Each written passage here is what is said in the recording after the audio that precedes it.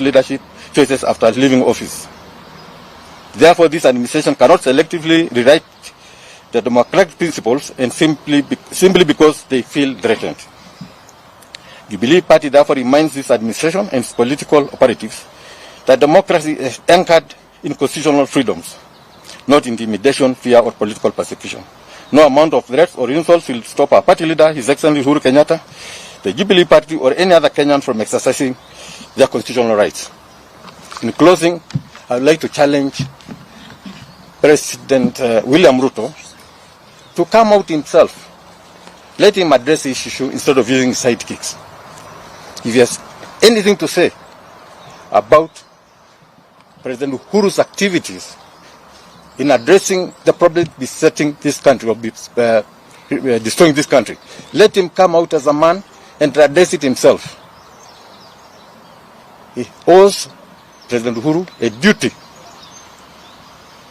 to protect him, to ensure that he is respected as head of state, just as he himself will want himself to be respected after he leaves office. I'd like to give, because the youth are also perturbed by what's going on in this country because it's destroying their future. I'd like to give the youth leader of our party to say a few words before the other official also say something to the Kenyan people. Thank you. Thank you very much, members of the Fourth Estate. My name is Angel Mbuthia. I'm the National Youth Leader, Jubilee Party. And today I want to state categorically that we, the youth of Kenya, are very disappointed. Kazi yetu imekuwa kuamka asubuhi kufanya kazi ya kutafuta kazi. But the people at the top do not care about our situation. Uhuru Kenyatta is not an enemy. When Uhuru Kenyatta was in office, he spent 90 billion in his 2 terms. The man at the top today has already spent 89 billion in only 3 years. What does that tell us? Very soon, now that they have allocated 17 billion to the budget of the Office of the President, that means even the oncology department will now be moving to Gate D. Dialysis is going to move to Gate D. Training of teachers is going to move to Gate D. Vijana mkikosa kazi mnenda Gate D, mnafanya applications pale. Because this is an abortion of our constitution, and it is absolutely wrong to what this rogue regime is doing. And I am very pleased to speak today, 14 months to the sunset of this regime. Members of my generation, do not allow this to happen a second time.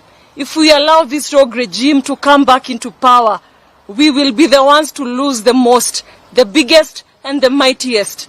Let us ensure that we continue loving our nation, because even with that 89 billion, our education sector was working. Dr. Fred Matiang'i and Uhuru Kenyatta were busy pushing for this nation. Even when there was a global pandemic, 89 billion was enough to take care of us for 2 terms. Members of my generation, please do not sleep. Let us wake up from that slumber of political menace. We need to send these people home. Hii ni system ya majambazi. Hii ni system inachukia vijana na vyama vya kisiasa. Tusikubali na tusitishwe na tusiogope. Asante sana.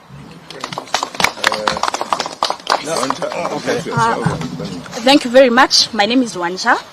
I just wish to ask members of the press to actually play the clip where Uhuru made that phone call.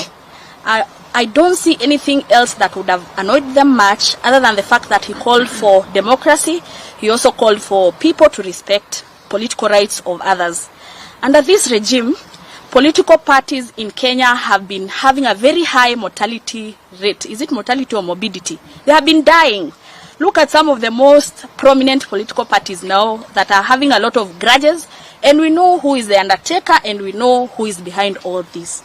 Like all other employees who have worked and left their workplaces, Uhuru Kenyatta has a right to his pensions. We cannot decide that out of him exercising his political rights, we can take them today and then tomorrow when he quote unquote toes the line, you give him back his money. And lastly, yesterday, one of the most, if he's going to vie again, he will not, he emphasized not, vie with this current political party. One would ask, why would such a prominent governor say that to the whole public? It is because, like all other people who are elected under that party, they do not have faith in this regime. Therefore, the president, his agents, should focus on the real issues. We are talking about capitation, we are talking about money to the governors, we are talking about employment. The last thing that should bother them for a whole weekend is Uhuru's phone call to his supporters. Asante. That's Wanja, our leader of people living with disabilities in Jubilee Party. And she was speaking on behalf of people living with disabilities. We will conclude this press conference by in addition to what we have presented in our statement, by saying this, and after this, the ladies and gentlemen of the press, we will take one or two questions.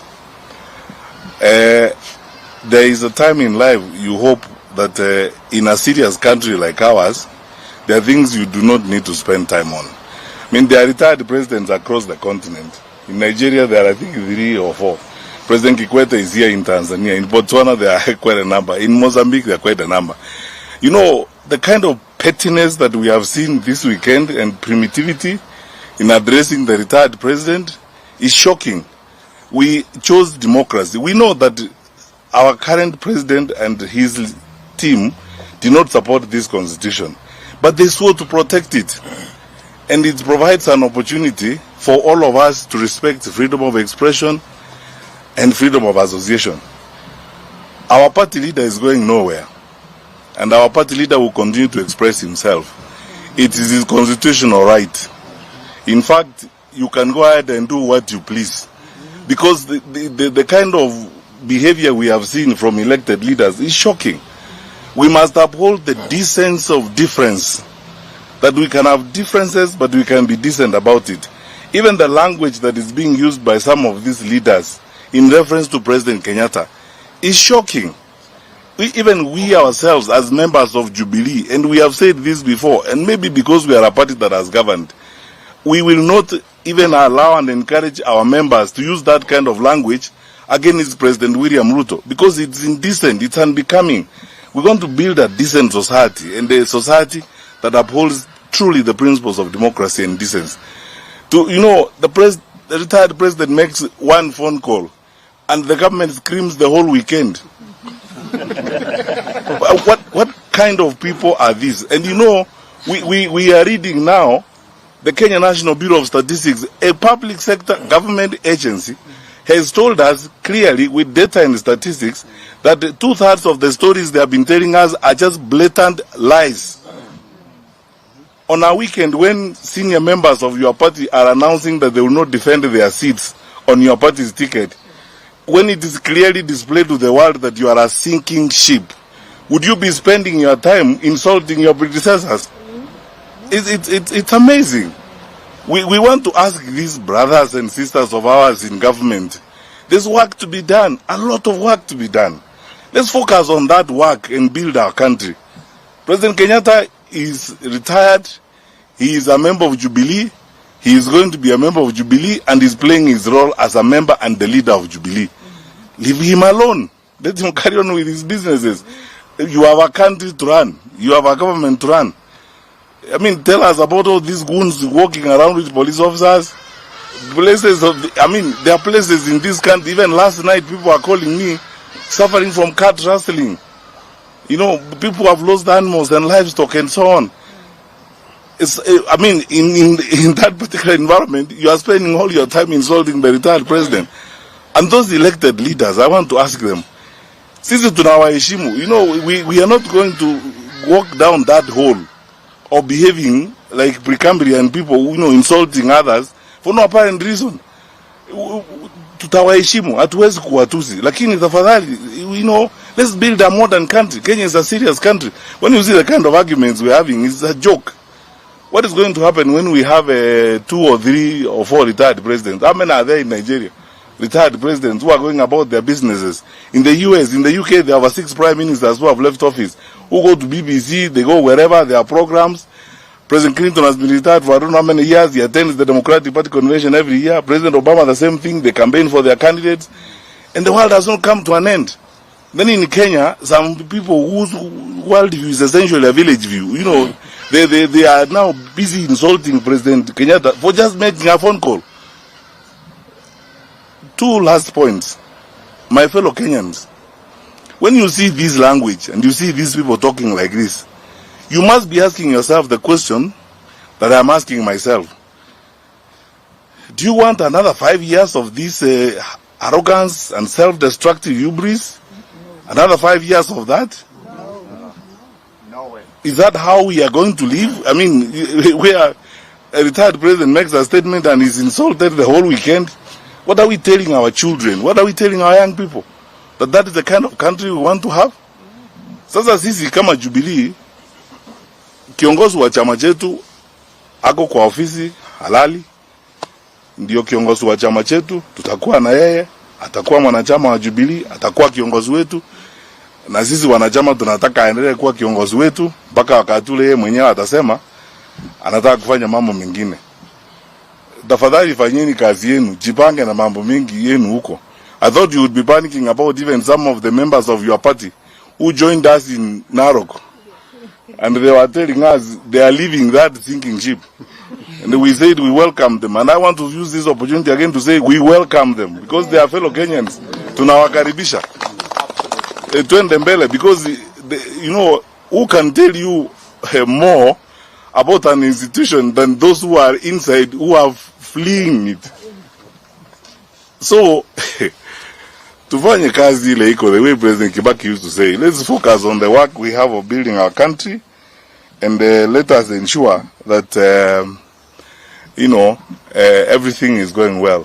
Finally, I want to use this opportunity to say this. If you actually needed a reason to know how this administration is totally out of touch with reality, look at Finance Bill 2026 they are published. Mitumba traders will be taxed.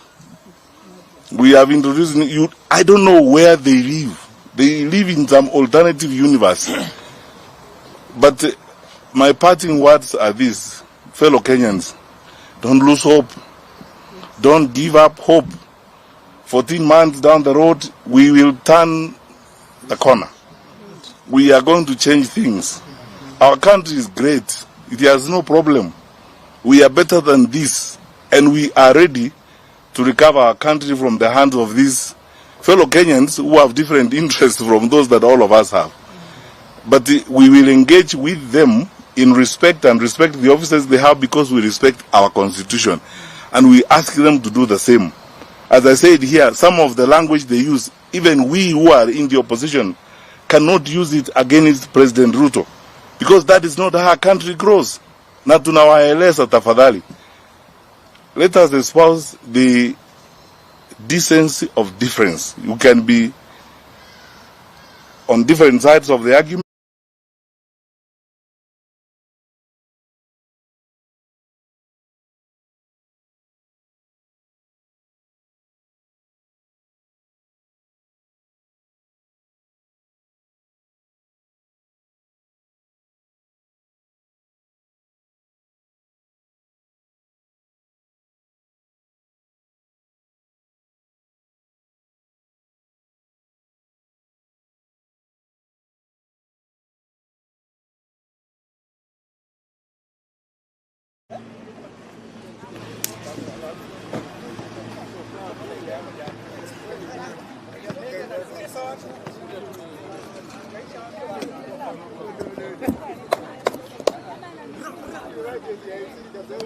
Bado. Yes, sir.